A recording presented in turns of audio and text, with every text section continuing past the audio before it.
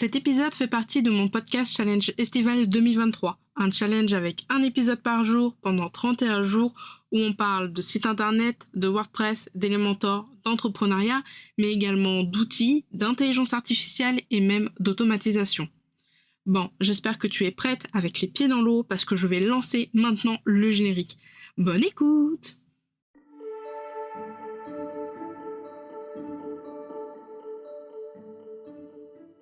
Bienvenue dans la Pause Café, le podcast qui aide les indépendantes à comprendre l'entrepreneuriat et le web. Je suis Camille, webmaster sous Elementor et WordPress depuis 2020 et mon job, c'est d'aider les indépendantes comme toi à créer, développer et gérer leur site internet. 2 fois par mois, on se retrouve pour un nouvel épisode. Alors installe-toi confortablement, prends un petit café et je te souhaite une très bonne écoute.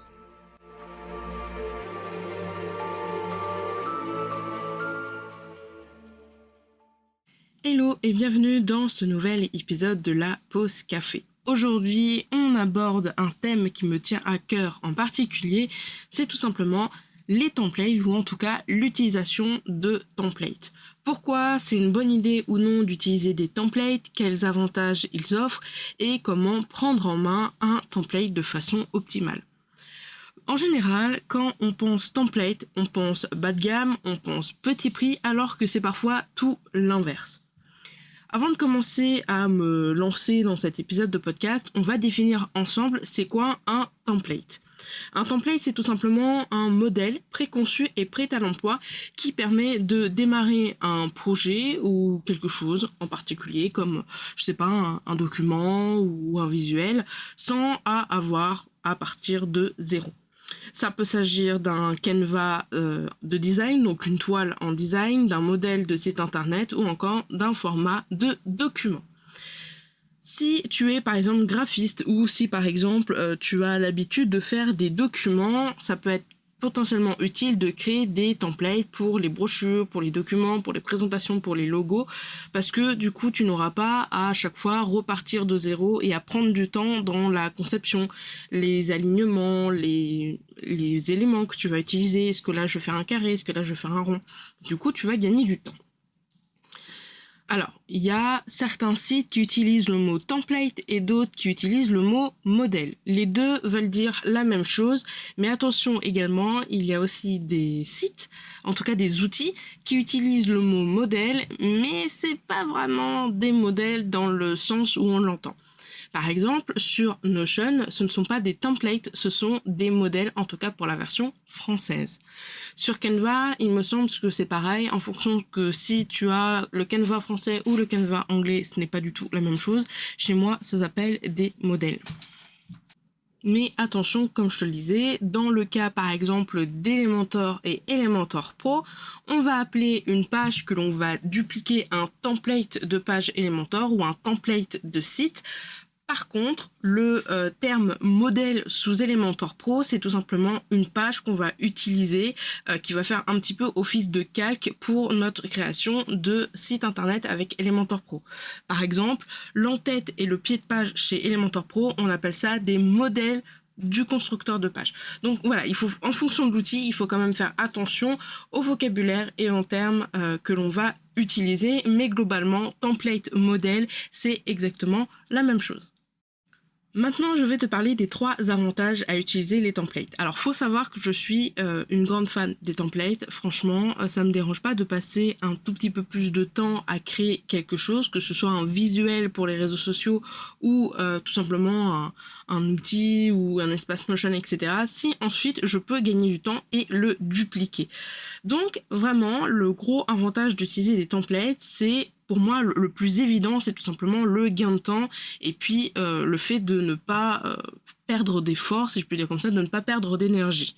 À la place de partir d'une page blanche, on a déjà la structure de prête et d'utiliser. Par exemple, imagine, je propose de la création de sites internet. Peut-être que à la place de proposer des sites internet à partir de 2000 €, qui sont en full personnalisation, je pourrais par exemple proposer des sites internet à 1200 €, mais par contre ces sites internet à 1200 €, en fait j'aurais déjà un template, c'est-à-dire une structure de fait, et puis j'aurais juste à modifier en intégrant le contenu, l'identité visuelle et puis les éléments du client sans avoir à toucher la structure. C'est ce que je propose par exemple avec mes templates de sites internet. Je te rassure, ils ne sont pas à 1200 €, mais voilà, il y a Aragon et puis très bientôt, je pense, quand tu écouteras cet épisode de podcast, Amazon sera déjà, on va dire, en ligne. Et c'est tout simplement des modèles, des templates de pages, en fait, que j'ai créés et qu'ensuite j'ai exportés pour que tu puisses, toi, les importer sur ton site internet du moment que tu as la version pro d'Elementor. Et ensuite, tu peux changer les textes, changer la disposition, ajouter tes textes. Tu peux aussi également changer tes couleurs, les polices, rajouter des images. Bref, tu peux faire plein de choses avec. J'ai un autre exemple de template, par exemple, dans mes espaces Notion. Alors, j'utilise Notion, on va dire, entre Notion, Google Agenda et Gmail. Je crois que c'est les 3 outils que j'ai de tout le temps d'ouvert sur mon ordinateur quand je me mets à travailler. Notion, c'est ma vie, c'est mon sang, si je puis dire comme ça. J'ai des fois pour des gros projets, alors que ce soit création, que ce soit les abonnements de gestion où je vais gérer le site et les outils de mes clientes, ou alors que ce soit pour le mentorat de 3 semaines avec l'Expresso Elementor, j'ai 3 espaces Notion que j'ai mis du temps à créer, mais qui sont créés en fonction de ces offres-là. À la place de, à chaque fois dès que j'ai un client ou une cliente, de refaire l'espace Notion, de le modifier, enfin voilà, ça peut être vraiment très très long un espace Notion, j'ai passé du temps à faire ces 3 espaces-là. Et quand j'en ai besoin, hop, je duplique et j'ajoute les éléments du client. Voilà, je le modifie, mais au niveau du contenu uniquement et pas au niveau de la forme. Voilà, je touche pas les bases de données, je touche pas l'espace FAQ. Donc ça aussi, ça peut te faire gagner du temps. Il y a des modèles Notion. J'ai un autre encore exemple, c'est tout simplement avec Canva. Je sais pas si tu fais beaucoup de création de contenu, mais moi j'en fais quand même pas mal, entre le podcast, les posts sur Instagram, sur LinkedIn, la newsletter, le QG, ça peut vite devenir très compliqué. Donc j'ai des modèles sous Canva. Par exemple, j'ai un modèle pour mes CGV, comme ça mes CGV restent identiques en format PDF, que ce soit pour la boutique ou pour mes prestations services ou alors pour la charte de bonne conduite du QG. Et du coup, comme ça, j'ai juste besoin de me concentrer sur le contenu et moins sur la forme de comment seront mes CGV. Le deuxième avantage à utiliser des templates, c'est tout simplement pour la cohérence et le professionnalisme. Alors ça rejoint un petit peu ce que je disais par rapport à mes templates sur Canva avec mes PDF. L'un des autres avantages qui est majeur à utiliser des templates, c'est qu'on va pouvoir garder une cohérence au niveau de la structure et une cohérence surtout au niveau du visuel. Quand on va partir de zéro, on va avoir tendance à changer des choses d'ici là. C'est-à-dire que à la place d'utiliser des boutons, on va dire arrondis, on va utiliser des boutons qui sont très carrés. Peut-être que à la place de commencer ses titres par sa première typo, on va commencer ses titres par la deuxième typo. Ce qui fait que on va avoir une différence au niveau de la structure et puis peut-être aussi au niveau des couleurs, de la police, pour tout ça. Donc les templates, ça peut vraiment aider à rester dans le cadre. C'est d'ailleurs le cas par exemple avec les articles de blog. Il y a des fois sur certains sites de mes clientes, je vois que d'un article à l'autre, en fait la structure elle a changé, les polices ont changé de taille, bref c'est un peu le fouillis.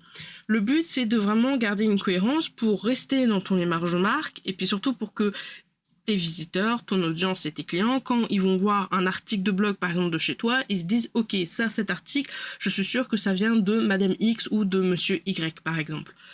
Donc il faut essayer de garder une structure. Ce que je te conseille de faire par exemple pour tes articles de blog, c'est alors si tu es sous Elementor, tu peux bien sûr faire un modèle d'article de blog dans la partie constructeur de page, mais à partir du moment où tu as fait un article de blog qui te plaît au niveau de la structure, des titres, etc., ce que je peux te conseiller, c'est tout simplement d'installer Duplicate Post, qui est une extension de Yoast SEO, pour pouvoir cloner en fait cet article de blog et pouvoir du coup le modifier sans avoir à tout refaire.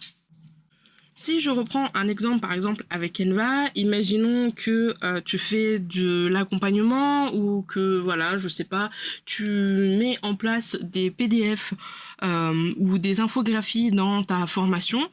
Les templates, ça peut vraiment être un gros point fort parce que du coup, quand les gens vont avoir plusieurs PDF dans la formation ou dans l'accompagnement ou infographie, ça peut être uniquement des visuels, c'est pas important. Le fait que tu vas partir d'un template, ça va faire en sorte que voilà, il y ait vraiment la même, on revient en fait finalement sur le sur le point, hein, c'est la même cohérence visuelle, graphique et surtout la même structure. Et du coup, les gens, ils seront pas perdus, ils seront comme ça à fond dedans, si je peux dire un truc dans ce sens-là. Et du coup, on pourra facilement te reconnaître et savoir que c'est toi. Alors, j'avais mis quand même un troisième point qui est un peu redondant. C'est vrai que tous ces points-là sont un peu redondants suivant les exemples que je fais.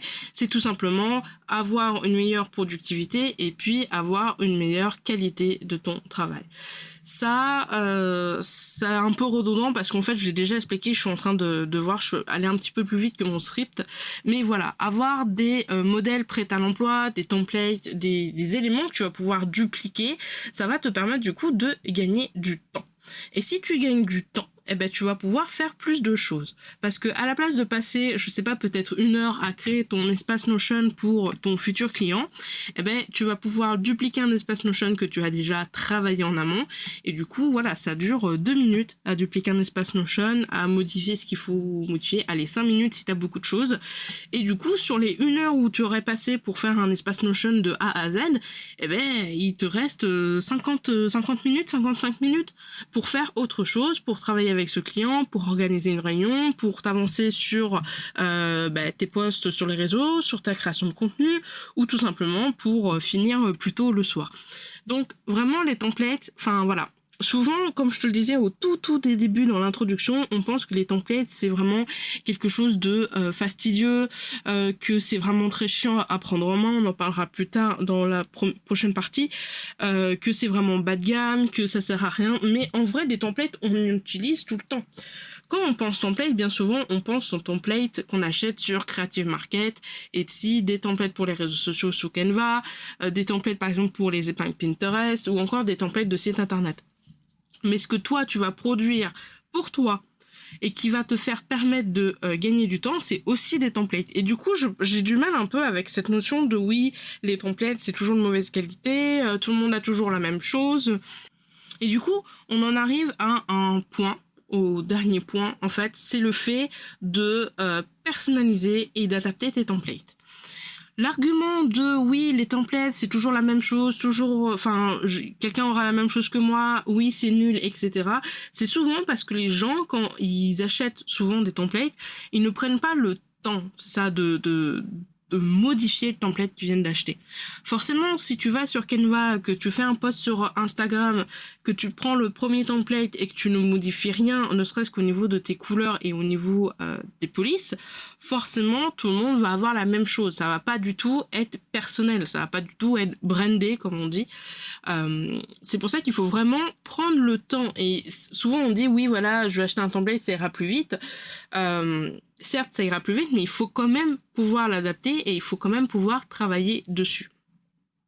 Alors, comment modifier un template? Alors déjà, suivant la plateforme que tu vas utiliser et où est-ce que tu vas être quand tu vas acheter ton template, ou en tout cas quand tu vas importer ton template, tu vas pouvoir plus ou moins ajouter des éléments. Par exemple, sur Notion, tu pourrais ajouter une base de données, tu pourrais, je sais pas, supprimer des éléments dans l'espace Notion.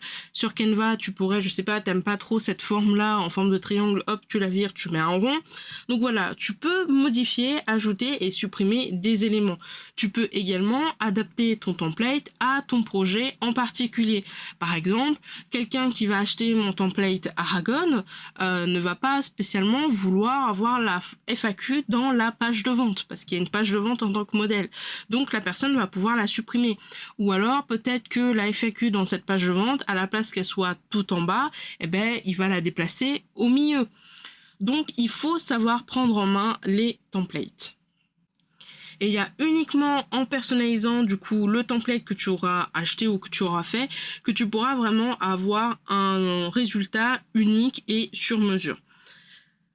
Alors bien sûr, il faut quand même mettre la main dans le cambouis. Je veux dire, si tu achètes un template sur Elementor Pro, mais que vraiment Elementor Pro et toi, c'est comme l'huile et l'eau, c'est-à-dire ça ne se mélange pas, c'est hors de question, genre vraiment, dès que tu penses à WordPress, Elementor, ça te fait de l'urticaire parce que t'es vraiment allergique, on va dire, à ça. Je grossis et de façon très générale et de façon très énorme, mais peut-être que là, même cette idée de créer un template pour, entre guillemets, minimiser les coûts par rapport à une création de site, peut-être que tu as passé 2 fois plus de temps à prendre en main ce template-là plutôt qu'à déléguer auprès d'une professionnelle pour créer ton site internet.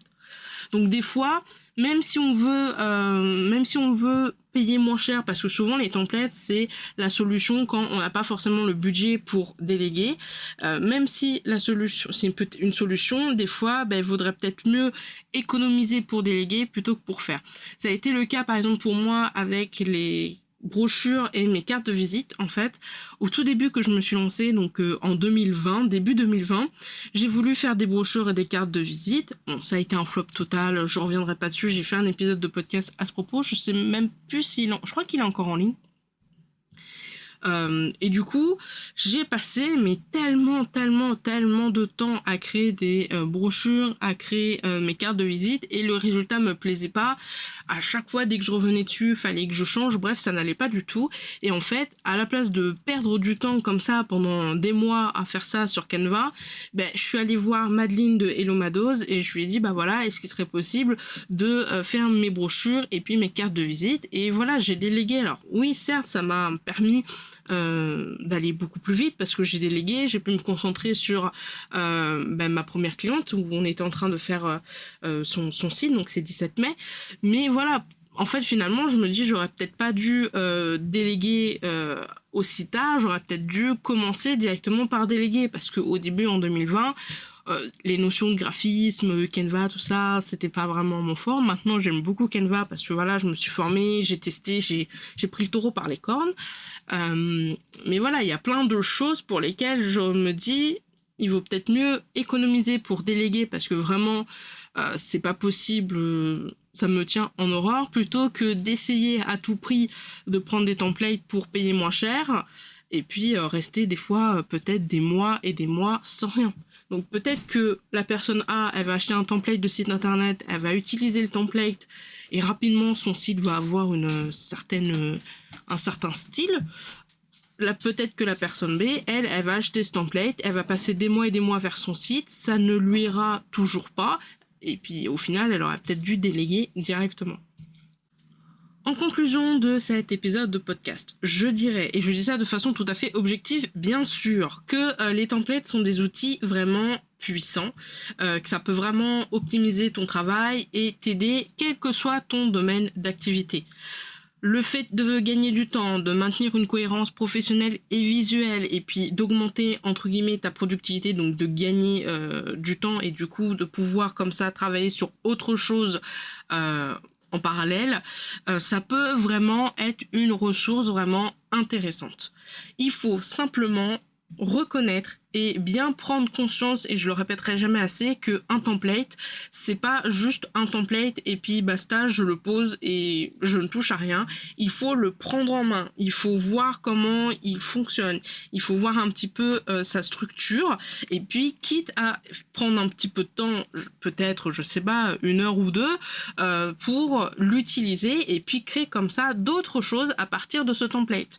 Sur Canva, à titre d'information, quand je n'ai pas d'idée pour des visuels, que ce soit des visuels de post ou de miniatures YouTube ou autre, je prends un modèle sur Canva et puis je le modifie au maximum que je peux avec bien sûr mon cerveau et ma créativité, et sinon je sélectionne 2-3 templates en plus sur Canva et j'essaye de fusionner les 3 en même temps pour avoir quelque chose d'assez original et unique.